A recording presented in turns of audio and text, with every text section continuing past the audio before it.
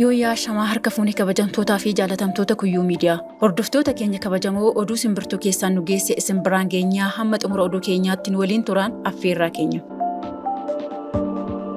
Oduun simbirtuu keenya keessaan nu geesse armaan dura wayyaanee fi abaa'oo shaneen yeroo adda addaatti hidhata uumanii biyya maqaan ishee Itoophiyaa jedhamtu balleessuuf akkasumas qondaaltonni abaa'oo shanee Jaalmarroo fi qondaalli wayyaanee Geetaachoo Raddaa harka wal qabatanii akka hojjetanii fi biyya mataa isaanii waliin uummachuuf biyyattii kana irratti waraana akka banan yeroo adda addaatti dubbachaa turuun isaanii haqa uummanni Itoophiyaa beekudha. Haa ta'uutii garuu guyyaa kaleessaa TPLF osoo abaa'oo shaneen hin mariisisiin jara garagaree waliigaltee mootummaan federaalaa dhiyeesseef fudhachuu isaa ifaan ifatti ibsee jira. Hidhanni wayyaanee fi abaa'oon shanee armaan dura uuman kuni Itoophiyaa diiganii faayidaa waloo isaanii galmaan ga'achuuf ture. Amma garuu TPLF abaa'oo shanee akkuma armaan dura haalte ganuun fuula ishii gara mootummaa federaalaatti naanneeffachuun waliigaltee mootummaan federaalaa dhiyeesseef haal duree tokko malee akka fudhattu ibsitee jirti. Abaa'oo shaneen kan ganamte yeroo jalqabaa akka hin taane seenaan bara 1983 ragaa guddaadha. Wayyaanee fi abaa'oo shaneen mootummaa dargii kuffisuuf waliin qabsaa'anii mootummaa dargii kuffisani. Isaan booda wayyaaneen keessaa fi ala ishee mijeeffattee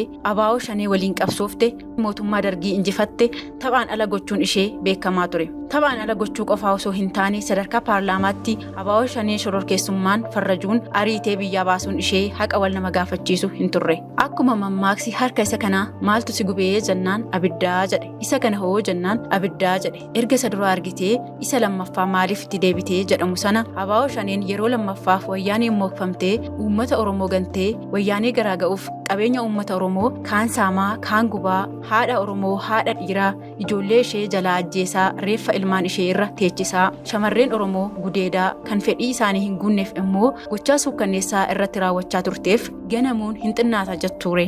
Namni uummata Oromootti dabes ta'ee maqe akka hin horoofne abaa'oo shanee irraa barachuu qabaan oduu simbirtuu keenya har'aa goolamna. Waan nu hordofaniif galatoomaa isiniin jenna.